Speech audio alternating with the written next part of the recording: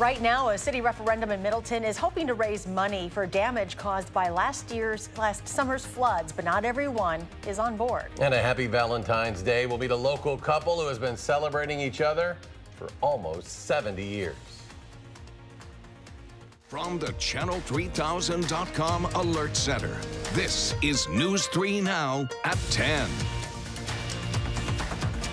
The city of Middleton is still dealing with the effects of last summer's flooding, including millions of dollars worth of damage to stormwater management facilities. And so the Common Council there is proposing a referendum to raise funds from property owners. Our Madeline O'Neill has more on what voters should know before the April ballot. Maddie?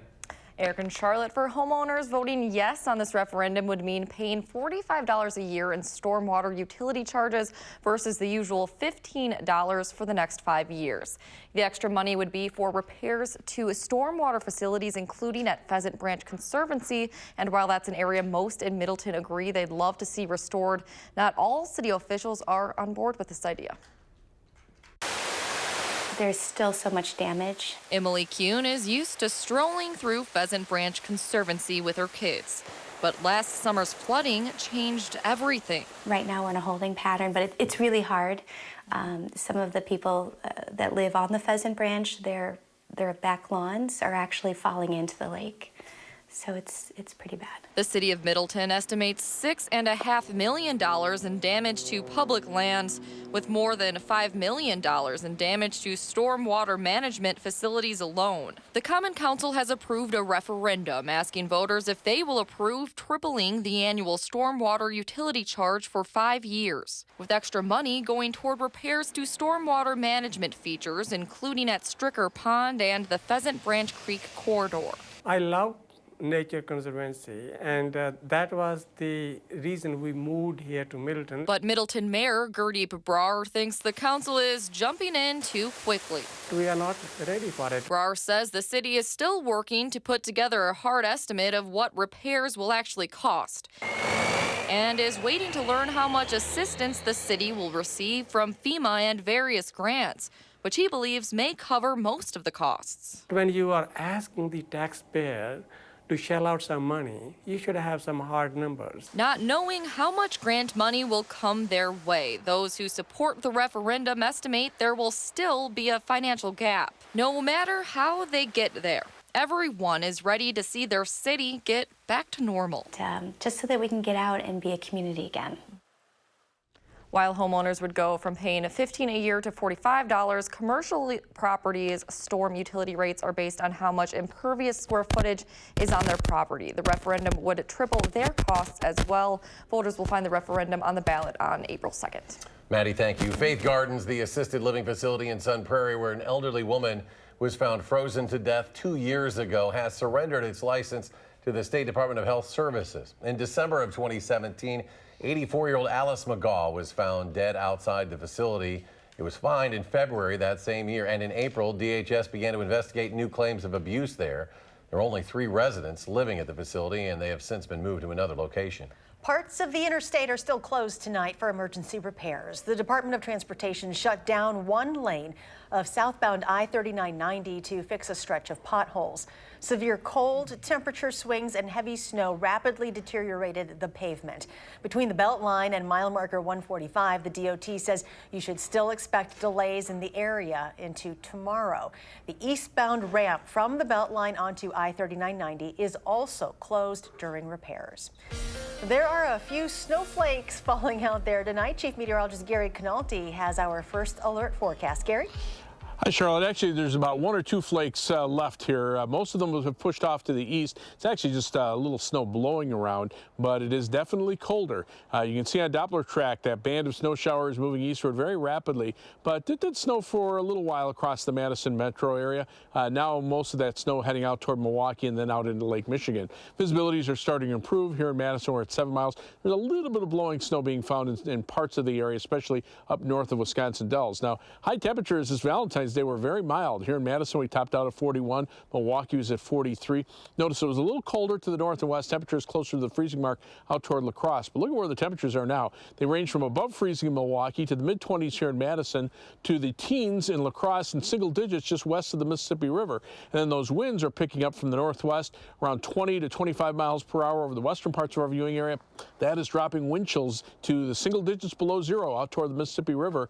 And by tomorrow morning, as actual air temperatures drop off to the middle single digits above zero, wind chills could be as cold as 15 below zero. Skies will be mostly sunny through the day tomorrow. That is your first alert forecast.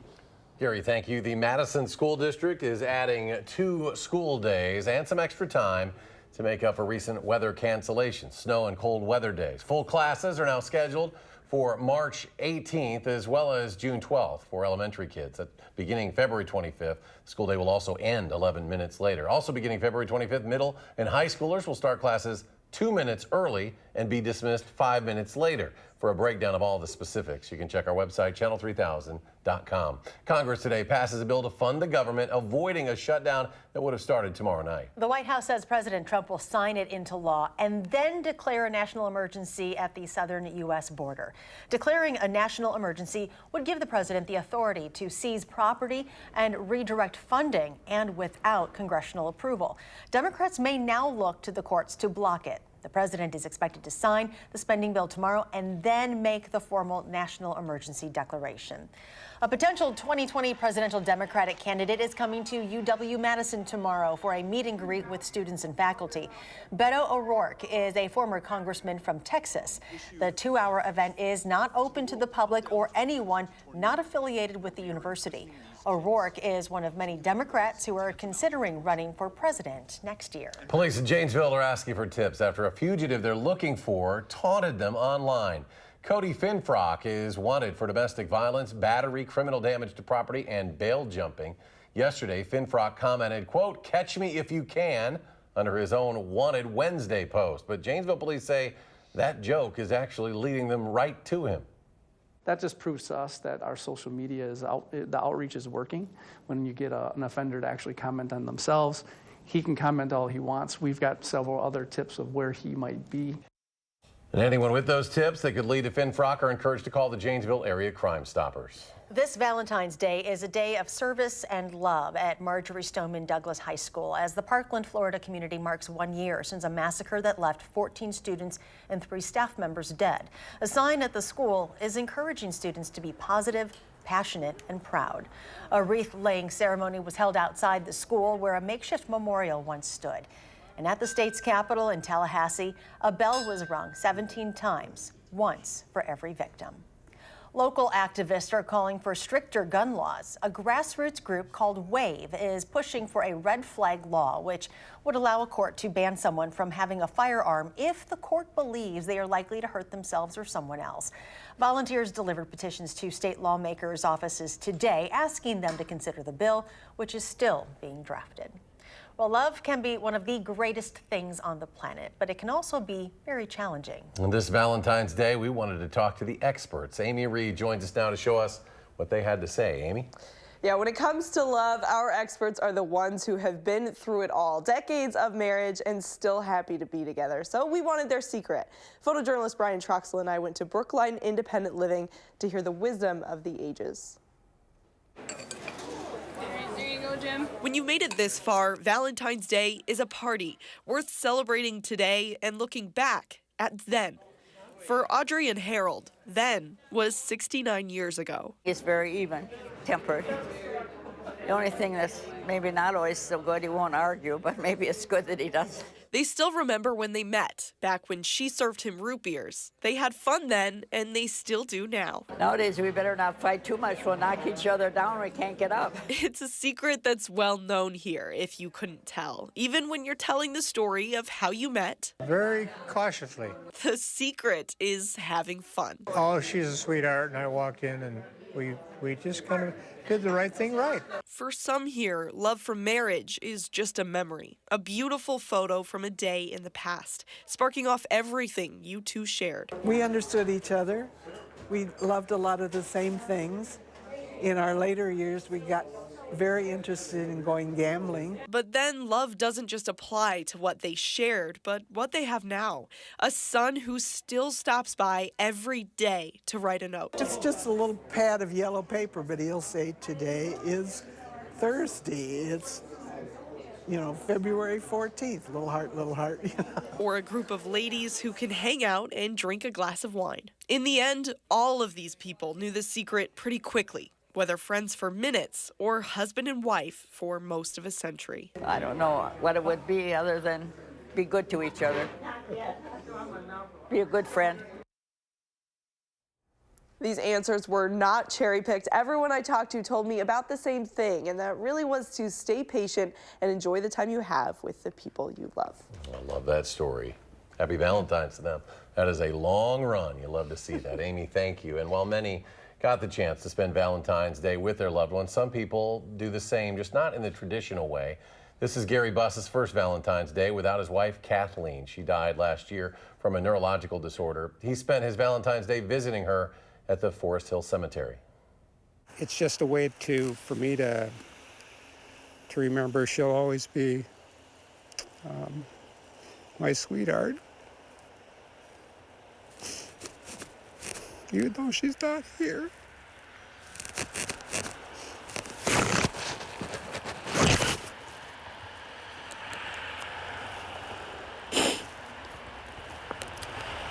But just because they're gone doesn't mean you stop loving them.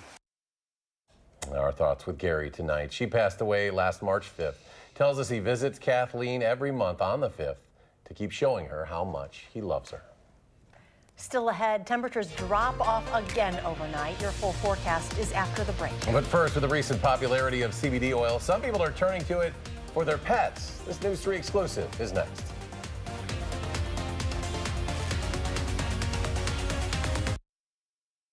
The biggest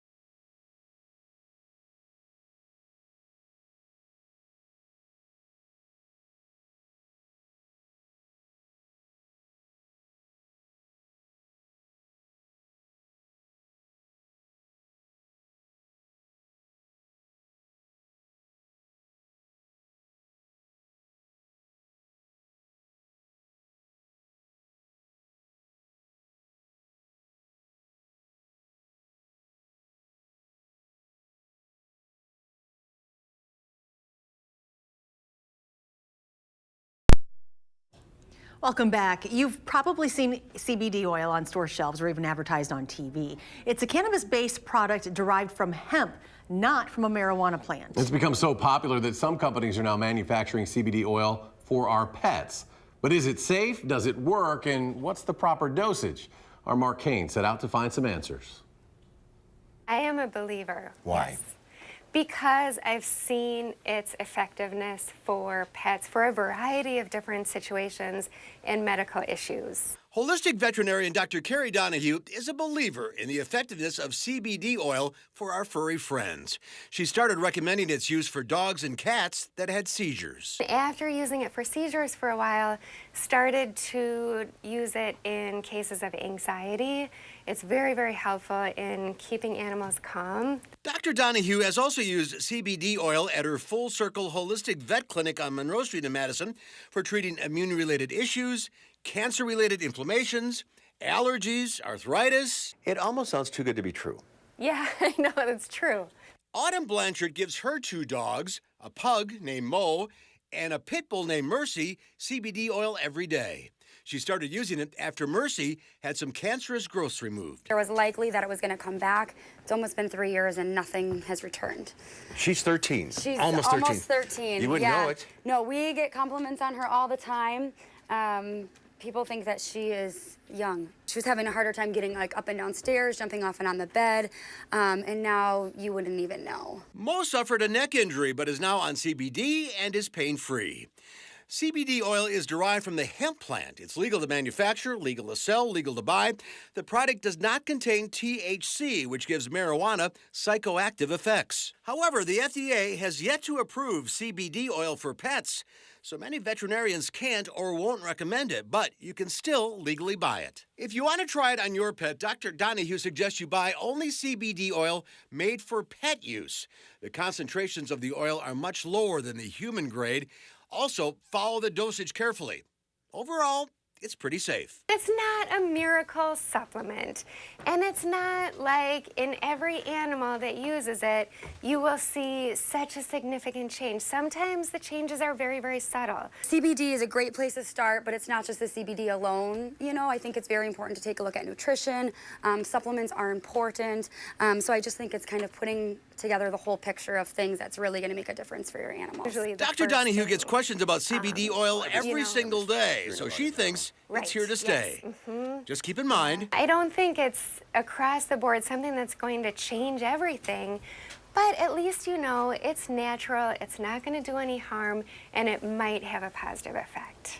It just might have a positive effect. Just ask Mercy.